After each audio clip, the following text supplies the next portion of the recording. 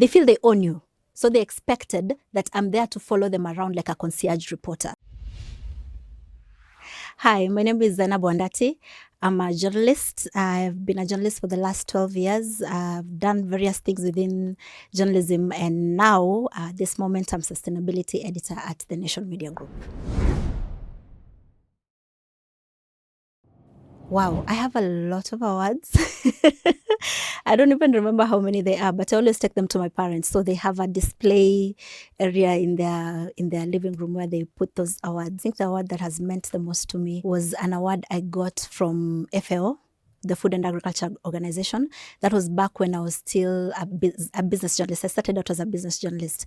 And I remember when I got that email, the thing about that FAO award, it's an award that you don't apply for. Other people nominate you. And it's not just any people. The FAO office in your country has to nominate you, and then your name has to be taken to Rome, FAO, at that committee, the awards committee, and then they spend 2 years investigating you and vetting you to be sure that you actually are who you say you are. It was quite happy moment because it was the first award I ever got that I didn't have to apply for, that someone else thought me worthy and nominated me for it. And I had to go to Italy to receive it. It came with a lot of money, which I barely spent on myself. I mostly spent it on my parents, but it still remains my most memorable award.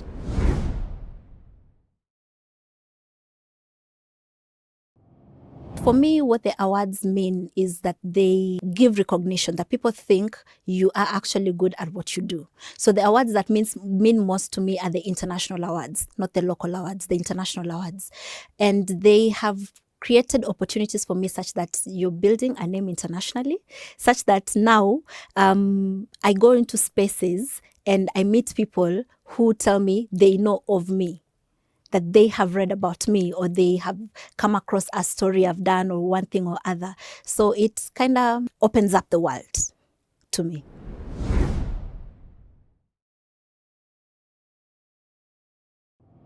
In my personal life, the people who know me know I don't have a car.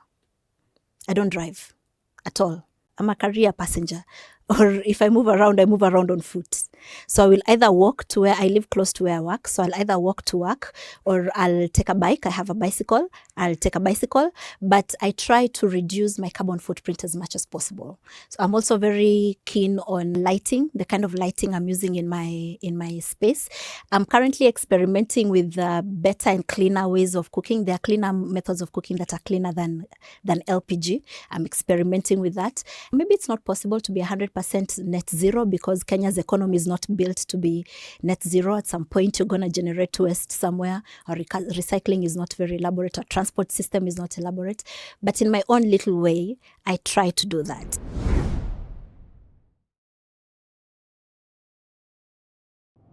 It's a niche space where pretty much everyone knows everyone. Pretty much everyone knows everyone. So if you're starting out, you might struggle because one challenge I know I faced is that these scientists look down on you. So kuna hiyo element of dharau that you have to navigate. But once you've got your foot in, people start to look at you as one of them, that they forget you're actually a journalist. They start to look at you as one of them, to the point that if they feel you are not doing something in their favor, you're against them. If for example, it's a group of activists, and I also suffered this once. I was covering a COP, and I'd interacted a lot with this group of activists, that they forgot I was a journalist. So they expected that I'm there to follow them around like a concierge reporter and cover everything that they're doing, such that when they call you and they say, hey, we have this thing, why are you not here? We had this meeting, why didn't you show up? We had this, why didn't you? They feel they own you. So the better you get at something, people start to forget your original purpose, and they might start to misuse you. And if you're not careful, you will allow yourself to, or you let yourself be misused, such that by the time you realize, hey, you're way too far gone, and it will take other journalists to tell you, hey, my friend, did you forget you're a journalist? Now you're speaking like you're a spokesperson for this person and not a journalist.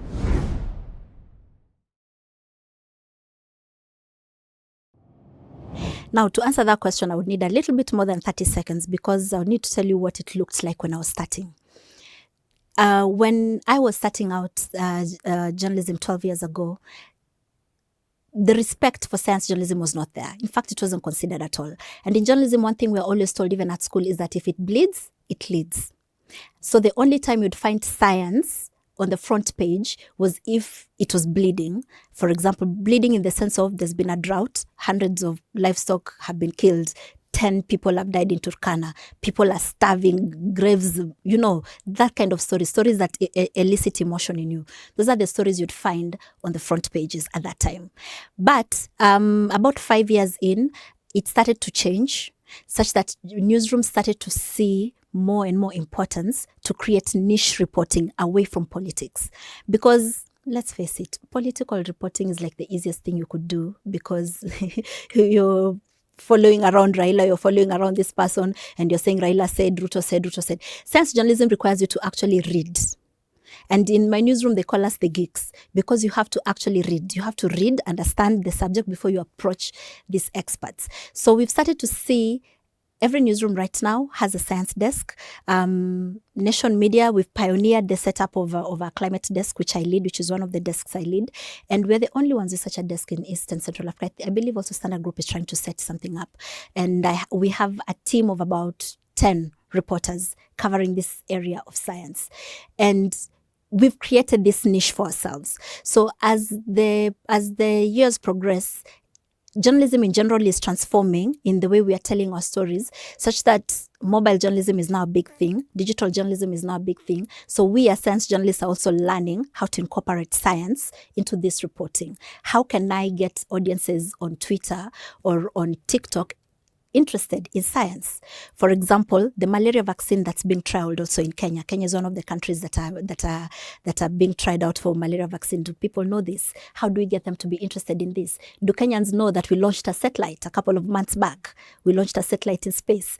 How do I get people interested in this kind of stories? So technology and advancements and digital space is forcing us to learn how to communicate better.